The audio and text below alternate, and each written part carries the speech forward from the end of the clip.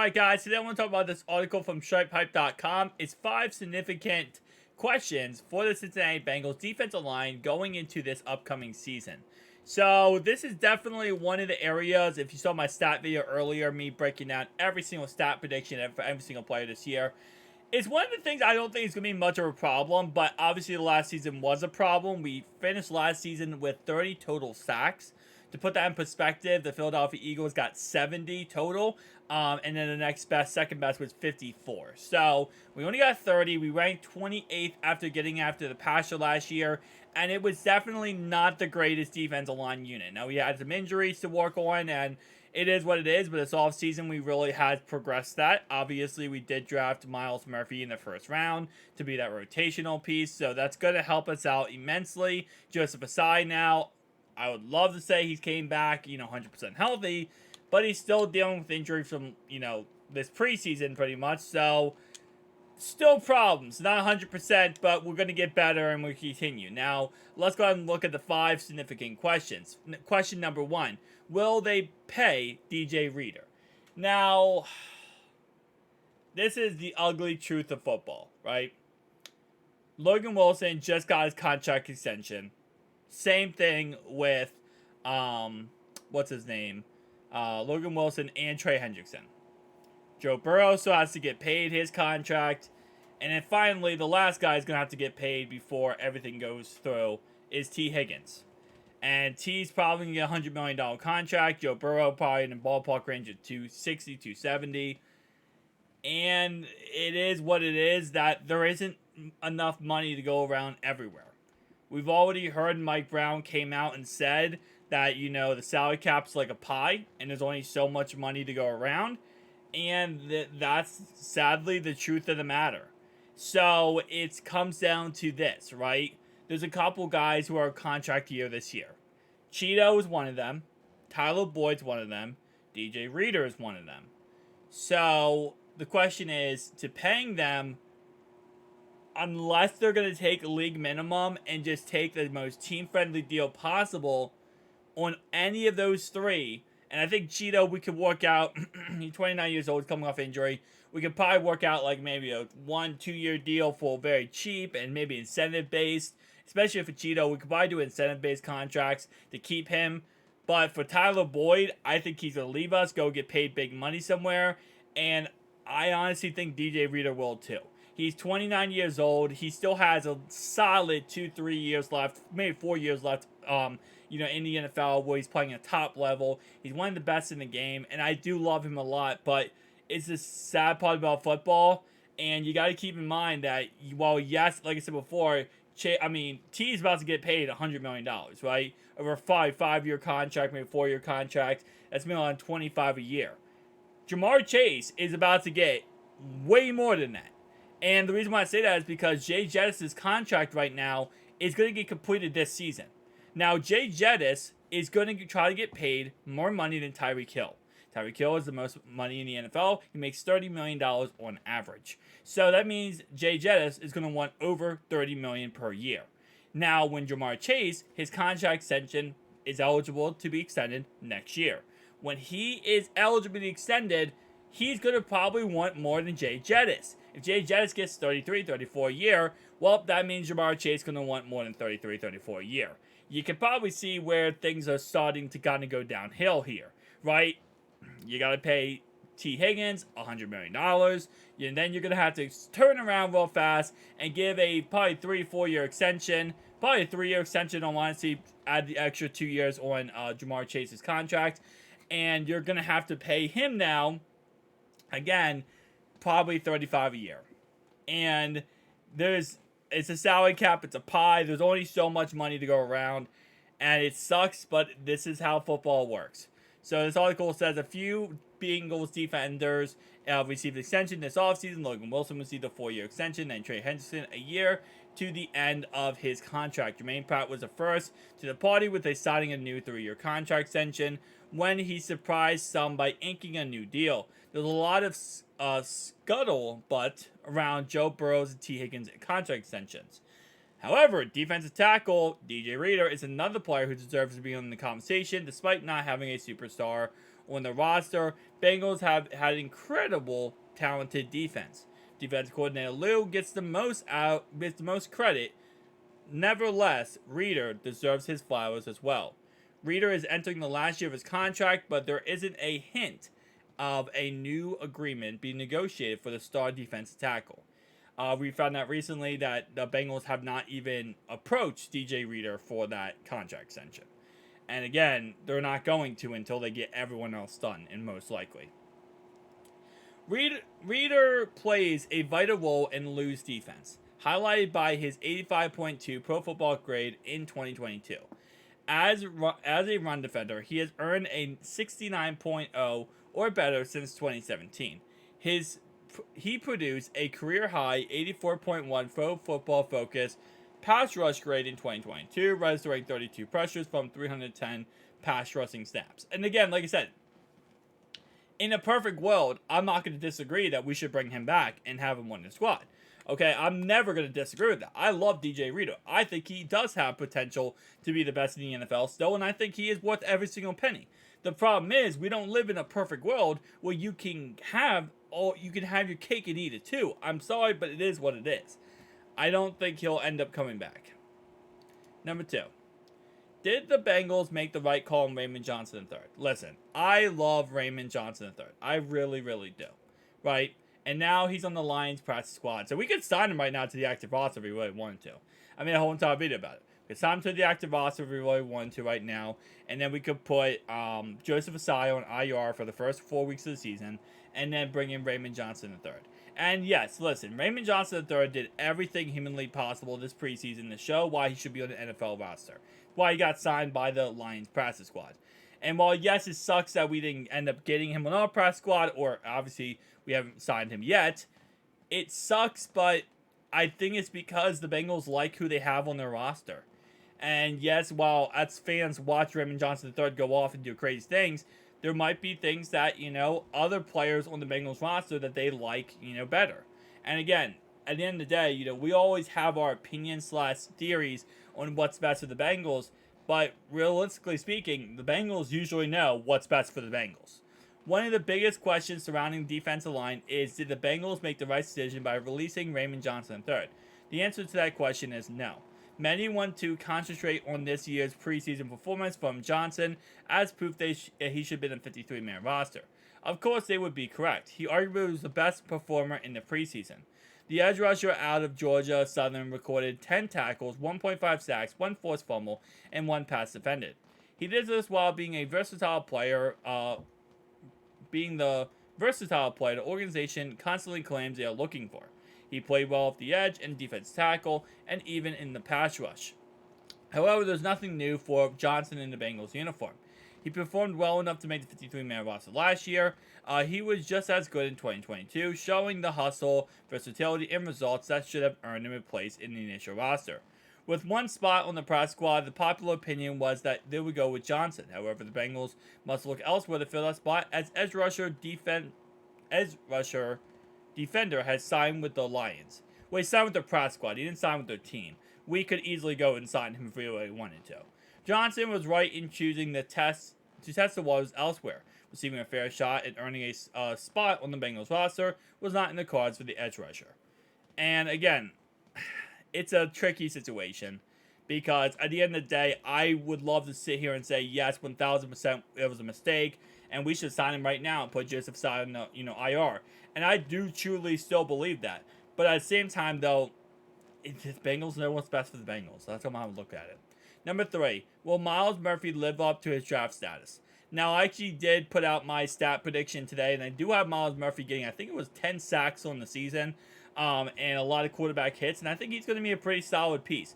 I don't think he's going to be as good as people in their heads think he's going to be.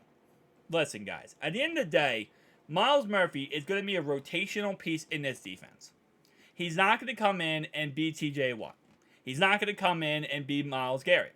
He's going to come in and be a rotational piece, which means he might make a couple key third down stops. He might make a couple key plays throughout the season. But he's not going to put up the stat sheet that's insane. He's not going to wow you with the craziest numbers you've ever seen. Okay? he's going to be a cog in the system that Lou is running, and that's pretty much that. Now, in the second, third, fourth season, he might really take off. But for his rookie season, he's going to just be a cog. And that's just, it is what it is. How will the rookie perform in his first year? Some of the fan base were disappointed they saw what they saw with him in the first preseason game. I think the first preseason game, you shouldn't be disappointed. He was used in many different ways, and he also wasn't utilized as much. They're running vanilla defense. Gotta keep that in mind. Fans got a glimpse of the type of player that Murphy was during his career at Clemson. If the players were expecting something else, they should not have been. Murphy's game is more in the style of Sam Hubbard than it is of a prolific pass rusher like Myles Garrett, TJ Watt, and even Trey Hendrickson. Haha, I just said that. Murphy is a well-rounded defender who plays well against the run and gets a sack here and there. What he is not is a pass rush specialist. I would say he's more of a versatile piece all around. He can cover, he has speed, he also does stop the run very well. But yes, as it says right here, he's not the top-end pass rusher that a lot of people are expecting him to be. That's why I have him getting 10 sacks this season, and not something crazy. If he was a pass rush specialist, I would probably have him getting like 15, 20 sacks because he would probably take over the defensive line. That's just not who he is. And I think he's going to be a really great player, but he's going to be tried out in a lot of different positions this year.